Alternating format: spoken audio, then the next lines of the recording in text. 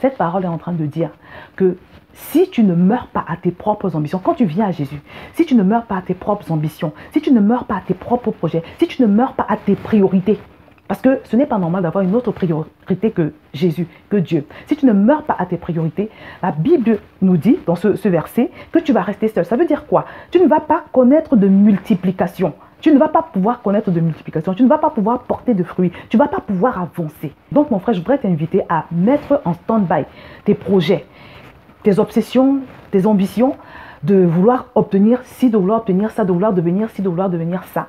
Et de commencer par demander au Seigneur Jésus de t'accorder cette révélation, de t'accorder d'avoir la révélation du royaume. Parce que la Bible nous dit que le royaume, ce n'est pas le manger et le boire, mais c'est la paix et la joie par le Saint-Esprit. Parce que mes bien-aimés, la mort à soi-même, décider d'abandonner ses plans personnels, ses projets personnels, pour se livrer au Seigneur, pour lui dire Seigneur, commence par faire l'œuvre que tu estimes bonne en moi. Commence par agir dans ma vie selon les priorités que tu as. Quand tu fais ça, mon frère, ma soeur, c'est le début de la percée.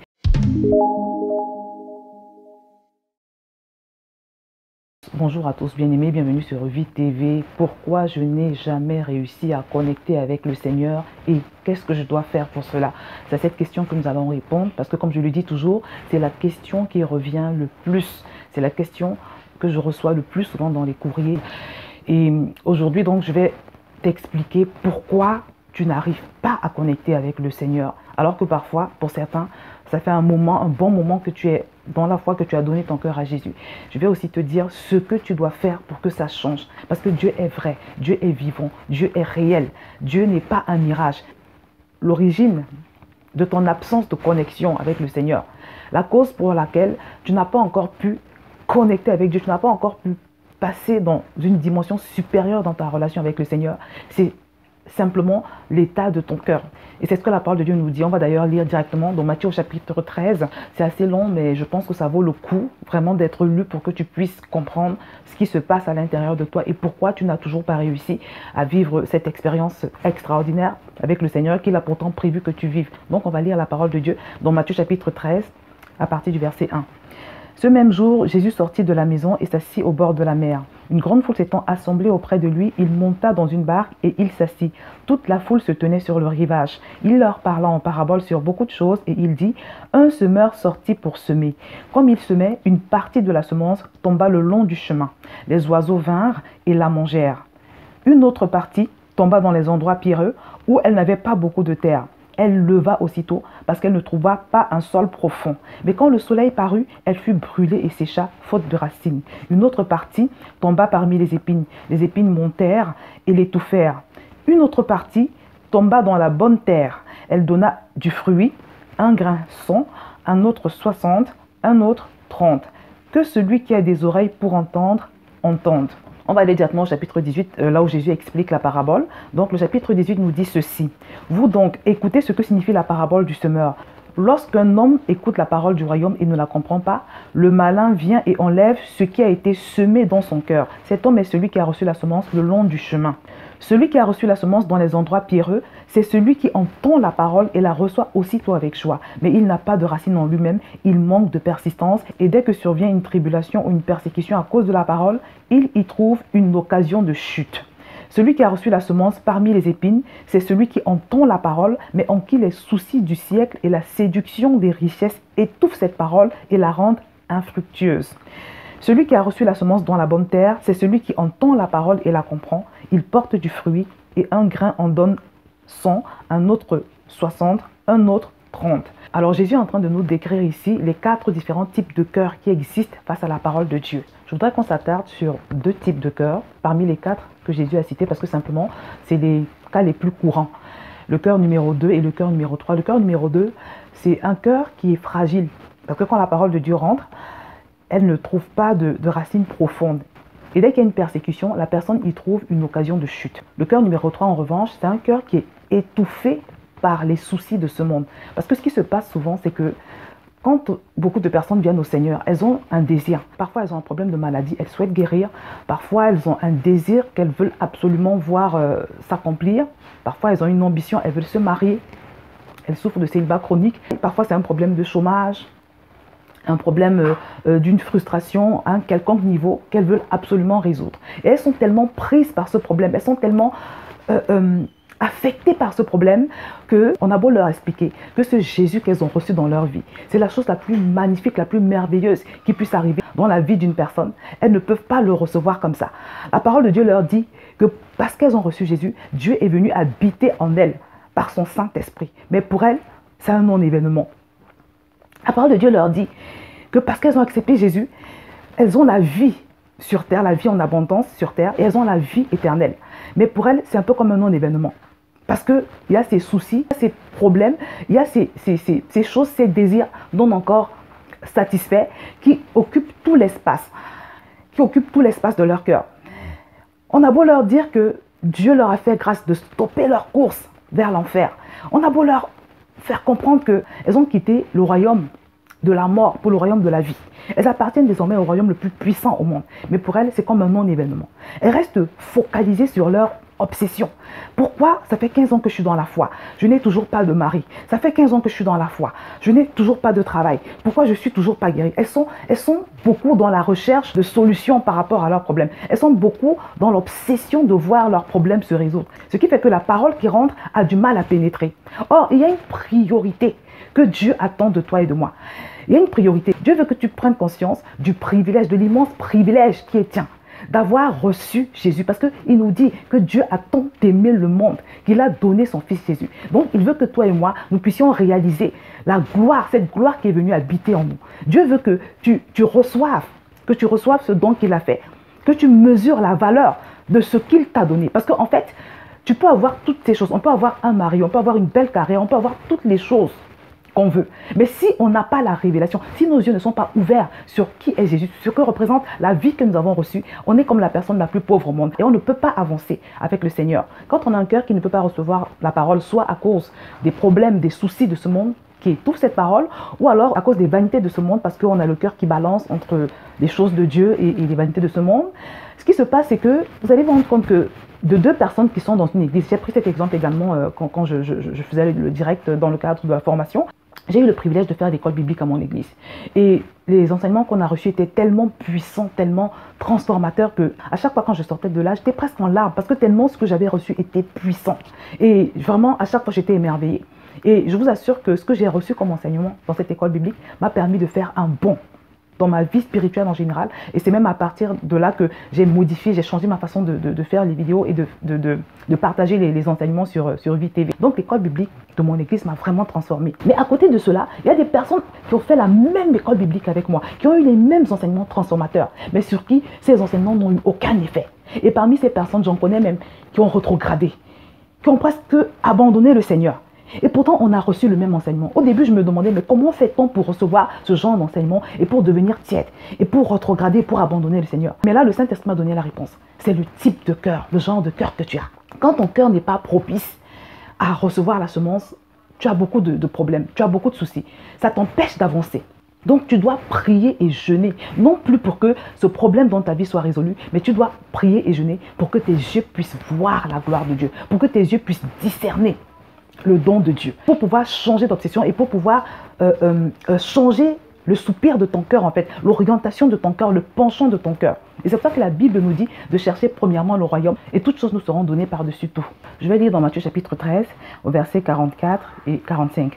Le royaume des cieux est encore semblable à un trésor caché dans un champ. L'homme qui l'a trouvé le cache et dans sa joie, il va vendre tout ce qu'il a et achète ce champ. Le royaume des cieux est encore semblable à un marchand qui cherche de belles perles. Il a trouvé une perle de grand prix et il est allé vendre tout ce qu'il avait et l'a acheté. Donc, ce verset nous parle de l'homme qui a trouvé le royaume. Le royaume ici symbolise Christ en toi. Le royaume symbolise ce Jésus qui est venu vivre en toi. Cette chose glorieuse, prodigieuse qui est arrivée dans ta vie. Et la Bible nous dit que l'homme qui l'a trouvé, c'est-à-dire l'homme qui n'a pas simplement accepté Jésus avec son cerveau, mais l'homme qui, au moment où il accepte Jésus, il est conscient de la grâce qui est sienne. Il est conscient, il discerne en fait la gloire qui est venue habiter en lui. Et la Bible nous dit que quand tu acceptes Jésus, non pas avec le cerveau, mais tu l'acceptes en discernant ce qui se passe dans ta vie, tu réalises que c'est la chose la plus importante. Et cette révélation te pousse à vendre toutes les autres choses. Parce que dans les deux versets que nous venons de lire, il nous est dit que dans le premier cas, l'homme trouve un trésor caché dans un champ. Et dans sa joie, il va vendre tout ce qu'il possède et il achète le champ. Dans le deuxième cas, il trouve une perle de grand prix. Et de la même façon, il va vendre tout ce qu'il a et achète la perle de grand prix. C'est ce qui se passe quand tu reçois Jésus, non pas avec ton cerveau, mais quand tu le reçois dans ton cœur. Quand au moment où tu le reçois, le Saint-Esprit te donne la révélation de ce qui s'est passé dans ta vie. À ce moment-là, mon frère, ma soeur, toutes les autres choses deviennent secondaires. Tu ne peux pas avoir cette révélation et continuer d'être obsédé par, je sais pas, par un travail que tu n'as pas encore pu obtenir, par je sais pas quelle autre chose que tu vises et que tu n'as pas encore pu obtenir, par un mari que tu n'as pas encore pu obtenir. Non, non, c'est pas possible. Et c'est pour ça que mon frère, la première chose à faire, si tu veux progresser dans ta vie spirituelle, c'est de commencer par prier de toutes tes forces, supplier le Seigneur et même jeûner pour que le Seigneur t'accorde la révélation. La révélation, pas simplement l'information que tu as été sauvé par Jésus, mais la révélation de ce Jésus et de tout ce qui s'est passé. Parce que le jour où tu vas avoir la révélation, ton cœur va cesser d'être étouffé. La parole que tu reçois dans ton cœur va cesser d'être étouffée par soit les problèmes de ce monde, les problèmes non encore résolus, soit par les vanités, parce qu'il n'y a pas que les problèmes non résolus qui étouffent la parole. Ça peut être également, comme on l'a vu pour le type de cœur numéro 2, que simplement la personne n'a pas de racines profondes. C'est des gens qui sont superficiels dans leur foi, c'est des gens qui ne sont pas assis sur la parole de Dieu. C'est des gens qui sont fragiles spirituellement, c'est-à-dire des gens qui ne lisent pas la parole, ou alors ils lisent la parole de Dieu, mais ils n'y croient pas. Ils n'y croient pas et donc, du coup, ils n'ont pas les bons repères. Ils sont pas, parce que c'est la parole de Dieu, en fait, qui nous porte. C'est elle qui nous soutient, c'est elle qui nous rend forts devant les persécutions et tout le reste. Donc, ton problème, c'est soit cette chose dans ta vie qui n'a pas encore été solutionnée, soit c'est un problème d'inconsistance au niveau de comment est-ce que tu reçois la parole de Dieu. Soit c'est un problème de vanité, c'est-à-dire à cause des vanités de ce monde, tu as un cœur qui balance.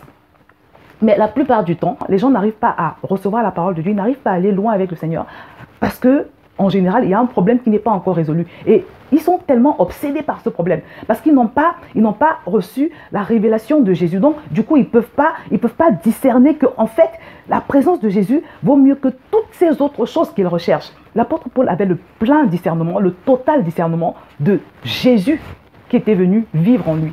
Et c'est pour ça qu'il a dit en Philippiens chapitre 3 verset 8, « Et même je regarde toutes choses comme une perte à cause de l'excellence de la connaissance de Jésus-Christ mon Seigneur, pour lequel j'ai renoncé à tout. Et je les regarde comme de la boue afin de gagner Christ. » L'apôtre Paul avait eu la révélation de Jésus. Il n'avait pas reçu Jésus avec son cerveau, non. Mais il avait eu la révélation. Et c'est pour ça qu'il disait que désormais toutes choses lui semblaient être comme de la boue. Il n'avait plus les mêmes désirs, les mêmes obsessions. Je me rappelle qu'à un moment donné, j'étais obsédée par des objectifs que je voulais atteindre sur le plan professionnel. Je l'ai partagé avec les personnes qui sont dans la formation. Qu'à un moment donné, j'ai même voulu quitter la France parce que je me disais qu'il fallait que j'atteigne ces objectifs parce que le terrain, sur le plan professionnel, le terrain n'était pas propice et je voulais migrer vers le Canada. Parce que pour moi, tant que je n'avais pas atteint cet objectif, pour moi, c'était comme si j'avais raté ma vie en fait.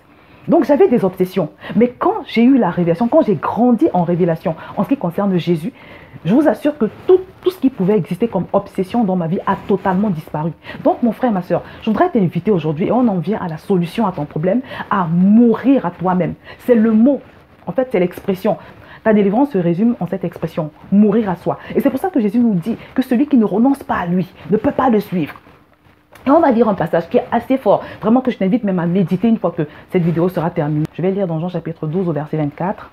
En vérité, je vous le dis, si le grain de blé qui est tombé en terre ne meurt, il reste seul. Mais s'il meurt, il porte beaucoup de fruits. Cette parole est en train de dire que si tu ne meurs pas à tes propres ambitions, quand tu viens à Jésus, si tu ne meurs pas à tes propres ambitions, si tu ne meurs pas à tes propres projets, si tu ne meurs pas à tes priorités, parce que ce n'est pas normal d'avoir une autre priorité que Jésus, que Dieu. Si tu ne meurs pas à tes priorités, la Bible nous dit dans ce verset que tu vas rester seul. Ça veut dire quoi? Tu ne vas pas connaître de multiplication. Tu ne vas pas pouvoir connaître de multiplication. Tu ne vas pas pouvoir porter de fruits. Tu ne vas pas pouvoir avancer. Donc mon frère, je voudrais t'inviter à mettre en stand-by tes projets, tes obsessions, tes ambitions, de vouloir obtenir ci, de vouloir obtenir ça, de vouloir devenir ci, de vouloir devenir ça. Et de commencer par demander au Seigneur Jésus de t'accorder cette révélation, de t'accorder d'avoir la révélation du royaume. Parce que la Bible nous dit que le royaume, ce n'est pas le manger et le boire, mais c'est la paix et la joie par le Saint-Esprit. Parce que mes bien-aimés, la mort à soi-même, décider d'abandonner ses plans personnels, ses projets personnels, pour se livrer au Seigneur, pour lui dire Seigneur, commence par faire l'œuvre que tu estimes bonne en moi. Commence par agir dans ma vie selon les priorités que tu as. Quand tu fais ça, mon frère, ma soeur, c'est le début de la percée. C'est une attitude, ou si tu veux, c'est une décision qui va être suivie d'une avalanche de bénédictions, d'un repositionnement divin qui va te positionner dans cette dimension que je décris souvent en ce qui me concerne, où tu ne pries plus. Une dimension où tu ne pries plus, mais tu vois les choses arriver. Et c'est pour ça que la parole de Dieu nous dit, cherchez premièrement le royaume. Cherchez premièrement le royaume. Et toutes les autres choses vous seront données par-dessus tout. Cherchez premièrement la révélation de ce Christ que vous avez reçu en vous, qui est venu vivre en vous. Cherchez premièrement ce trésor que le monsieur qu'on a vu dans Matthieu 13, 44 tout à l'heure. Cherchez premièrement ce trésor qui, quand on le trouve, il nous pousse à aller vendre toutes les autres choses. Et la Bible te dit que toutes les autres choses te seront données par-dessus tout. Mon frère, ma soeur, c'est mon expérience et c'est l'expérience des autres. Et malheureusement, c'est quelque chose qui n'est pas souvent prêché. Ou alors c'est prêché, mais les gens ne comprennent pas parce qu'ils sont pris par leurs soucis. Leur cœur n'est pas une bonne terre. Donc ta prière, c'est Seigneur, fais de mon cœur une bonne terre. Accorde-moi la grâce, la force, la capacité de pouvoir renoncer à mes propres plans, de laisser cette obsession, de cesser d'être obsédé par mes propres plans, de cesser d'avoir mes priorités et de rechercher d'abord ce qui te plaît. Il dit dans sa parole, fais de l'Éternel tes délices et il te donnera ce que ton cœur désire. Donc c'est ça ton problème, mon frère, c'est ça ton problème, ma soeur. Pour toi qui n'as pas encore pu connecter avec Jésus, 9 fois sur 10, c'est que simplement tu n'as pas encore eu la révélation. Parce que, je le redis, cette révélation, elle t'obsède, elle te rend obsédé de Dieu. Elle te donne une obsession, mais c'est une obsession positive, c'est une obsession qui est plutôt quelque chose de bien dans la mesure où tu deviens fou amoureux de Dieu, tu deviens passionné de Dieu et c'est vraiment quelque chose qui te prédispose à vivre la gloire de Dieu en fait. Maintenant, avant de pouvoir recevoir la révélation de ce Jésus qui est venu vivre en toi, avant de pouvoir trouver la perle de grand prix qui va t'obliger à aller vendre toutes les autres choses sans que personne ne te le dise, quelle est l'attitude à manifester, quelle est l'attitude à avoir? L'attitude à avoir, c'est déjà commencer par remercier Dieu pour tout ce qu'il a fait. Commencer par prendre le temps de remercier Dieu comme tu ne l'as jamais fait. Pour ce Jésus qui est venu habiter en toi et pour tous les avantages que cela te procure. Parce que je t'ai dit par exemple que je ne t'apprends rien, que Jésus a stoppé ta course vers l'enfer. Avec l'arrivée de Jésus dans ta vie, la Bible te dit que Dieu est venu vivre en toi par son Saint-Esprit. Est-ce que tu te rends compte? Désormais, parce que tu es né de nouveau, tu es enfant de Dieu, Dieu te connaît particulièrement. Dieu te connaît particulièrement et tu fais partie du nombre des élus. Dieu t'a accepté dans son royaume. C'est quelque chose de prodigieux. Commence à décompter toutes ces grâces immenses, tous ces privilèges qui sont inhérents au fait que Jésus soit venu vivre en toi. Parce que la Bible dit que Dieu t'a tant aimé qu'il a sacrifié Jésus. Le sacrifice de Jésus était vraiment réel et Dieu veut que tu mesures la valeur de ce qu'il t'a donné. Et tant que tu ne mesures pas la valeur de ce qu'il t'a donné, il ne peut pas être content avec toi. Il ne peut pas être content avec toi. Donc commence déjà par remercier le Seigneur pour cela. Parce que si tu ne le fais pas, tu es comme, imaginons, ça c'est un exemple que je prends, imaginons qu'un ami qui vit dans un autre pays te demande de recevoir son fils qui est étudiant, de l'aider à trouver un endroit où il va habiter pendant qu'il sera en train de faire ses études. Et toi, tu donnes le meilleur de ce que tu as pour lui trouver une belle maison, une grande maison, une maison sur pied. Et tu aménages la maison, tu fais tout pour que tout soit parfait. Et ça te demande beaucoup d'efforts, beaucoup de dépenses. Et tu le fais par amour pour ton ami et pour son fils également. Et quand le fils en question arrive, tu te rends compte que il ne mesure pas la valeur de ce que tu as fait parce que quand il arrive, il te dit oui, au fait, c'est bien la maison que tu m'as trouvée, mais moi je voulais un studio parce que je suis un étudiant et je trouve que c'est plus adapté. Et puis il est obsédé par son studio, il passe toute sa vie à chercher un studio et il se rend malade à cause du studio. Et pourtant tu lui as donné quelque chose de plus grand, tu lui as donné quelque chose qui l'aide puisque même s'il n'a pas de studio dans l'immédiat, au moins il a un cadre agréable où il peut habiter. Avec un tel enfant, j'imagine que tu auras le sentiment que non seulement il est ingrat, mais en plus il est insensé parce que tu lui as donné quelque chose de plus grand que le studio qu'il voulait, tu lui as donné une maison et il n'est pas capable de le reconnaître. Et je voudrais te dire, mon frère, ma soeur, que c'est souvent ce que nous faisons avec Jésus, malheureusement. Il nous a donné quelque chose de plus grand, de plus glorieux que je sais pas, ce travail que nous cherchons, ce mari ou cette femme que nous voulons, et nous restons obsédés par ce que nous voulons, au point de ne pas pouvoir recevoir la révélation ou les révélations qui vont changer notre vie, qui sont censées transformer notre vie. Alors la deuxième chose à faire en attendant de recevoir la révélation de Christ, la pleine révélation de Christ qui est venu habiter en toi, c'est vraiment de remercier le Seigneur pour ses manifestations non physiques. Parce que pour toi qui dis que Dieu ne se manifeste pas, je voudrais te dire que ce n'est pas juste du tout. Parce que la vérité c'est que nous sommes tripartites, nous sommes corps, esprit et âme. Tu es un esprit qui possède une âme et qui habite dans un corps. La plupart des choses qui existent ou bien qui se passent ou qui se déroulent sont d'abord spirituelles avant d'être physiques. Et tout ne se limite pas à ce que tu peux voir, à ce que tes 5 sens peuvent percevoir. Il y a beaucoup de choses qui se passent dans le règne de l'esprit, que Dieu fait pour toi, que tu ne sens pas, que tu ne vois pas, mais qui sont réelles. Par exemple, si tu as la santé, ou même si ta santé n'est pas totale, même si ta santé n'est pas parfaite, si tu as la santé dans une certaine mesure, c'est une manifestation de Dieu, en fait. Si tu as la paix, c'est un exemple aussi que j'ai pris pendant la formation, si tu as la paix dans le pays où tu es, On est en France, par exemple. En France, il y a la paix, dans une certaine mesure. C'est la preuve que Dieu est avec la France. Ça veut dire que Dieu soutient la France. Parce que si vous voulez voir des endroits où Dieu a retiré sa présence, c'est des pays parfois où la guerre dure depuis trop longtemps, où les femmes sont tuées, où les femmes sont violées, où le viol est utilisé comme arme de guerre. Il y a des endroits, mes bien-aimés, où les gens vivent l'enfer sur terre. Il y a même des quartiers, il y a des quartiers où tu ne peux pas vivre en sécurité. Je vous assure, si tu respires, c'est parce que Dieu te conserve ton souffle. Si tu peux te coucher tous les soirs et te réveiller le matin, je vous assure, à chaque fois que tu te couches et que tu te réveilles le matin, c'est parce que Dieu était avec toi pendant la nuit. Tu ne l'as peut-être pas senti. Tu n'as pas senti de vibration au niveau de ton corps ou je ne sais pas quoi d'autre, mais Dieu était avec toi. Je vous assure que je l'ai compris quand un jour, j'ai reçu la visite d'un bandit chez moi dans ma maison. Je l'ai vu physiquement. Je vous assure que c'était terrifiant de se réveiller, de tomber sur un homme en cagoule, en pull noir, en gants et tout ça, que j'avais aperçu au travers de la porte-fenêtre dans le jardin. C'était quelque chose d'effarant. On avait dû appeler la police. Mais je vous assure que ce jour, quand je me suis rendormie et que je me suis réveillée le matin, j'ai compris ce que signifie remercier le Seigneur de se réveiller le matin. Parce que ce n'est jamais un acquis de se coucher et de se réveiller le matin. Ce que je voudrais te faire comprendre, mon frère, ma soeur, c'est qu'il y a beaucoup de choses qui se passent dans nos vies, que nous considérons comme acquises et qui sont pourtant le fruit de la grâce de Dieu, qui sont pourtant le fruit de sa présence. La parole de Dieu nous dit que l'ange de l'Éternel campe autour de celui qui le craint et ne lui arrive aucun malheur. Est-ce que tu sais que si tu peux faire toutes tes courses, le matin tu sors de chez toi, tu vas au pressing, tu vas au travail, tu vas déposer les enfants, tu prends le bus, tu prends le métro, tu fais tous tes tours et tu reviens chez toi. Le fait de sortir comme ça et de revenir chez soi sain et sauf, c'est le fruit de la manifestation de Dieu. Si Dieu n'avait pas été avec toi pendant que tu faisais tous ces va-et-vient, je peux t'assurer que tu ne rentrerais pas chez toi. Je peux t'assurer que ce ne serait pas aussi simple. Combien de gens sortent de chez eux et ne parviennent pas à revenir? La parole de Dieu nous parle du diable qui est là pour voler, égorger et détruire. Est-ce que tu sais que le diable veut te tuer? Son but, c'est d'attenter à ta vie. C'est de t'empêcher de finir tes jours sur terre. Est-ce que tu le sais? Mais la parole de Dieu nous dit que l'ange de l'Éternel campe autour de toi. Si Dieu pouvait t'ouvrir les yeux pour te montrer le nombre de catastrophes auxquelles les anges de Dieu qui campent autour de toi te font échapper chaque jour, je peux t'assurer que tu te plaindrais beaucoup moins. Donc, mon frère, ma soeur, commence déjà par apprécier en attendant de pouvoir avoir la révélation de Christ en toi, du royaume. Commence déjà par remercier le Seigneur pour ses manifestations. On parle de ces manifestations par la paix qu'il te donne, la santé. Même si tu n'as pas la paix à 100%, tu as une mesure de paix.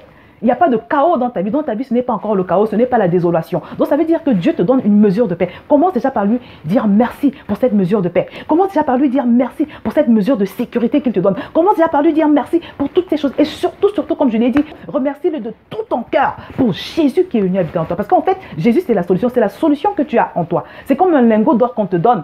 Il est à l'état brut. Et tu ne peux pas encore l'utiliser parce qu'il est à l'état brut. Mais tu as plus que de l'or à l'intérieur de toi. Tu as simplement besoin de passer dans une certaine dimension de révélation et de connaissance pour apprendre comment travailler cet or de manière à en ressortir le meilleur. Donc, comme je l'ai dit, Jésus, c'est un peu comme plus que de l'or qui est venu habiter en toi, plus que le diamant qui est venu habiter en toi. Donc, mon frère, ma soeur, la solution, c'est vraiment de, comme je t'ai dit, prier pour devenir capable de mourir à toi-même, de renoncer à tes plans et tes projets et te focaliser sur la priorité, trouver le royaume, recevoir cette révélation qui va te faire passer à l'autre dimension. En attendant, remercie Dieu pour tout ce qu'il te donne déjà. Remercie le Seigneur pour ce que tu as déjà et arrête de considérer toutes ces choses comme acquises. La manifestation de Dieu n'est pas que physique. Dieu se manifeste à toi de plusieurs manières, par la sécurité qu'il te donne, par ses anges qui campent autour de toi, par toutes ces choses. Et une dernière chose que je voudrais te recommander, c'est vraiment de garder ton cœur.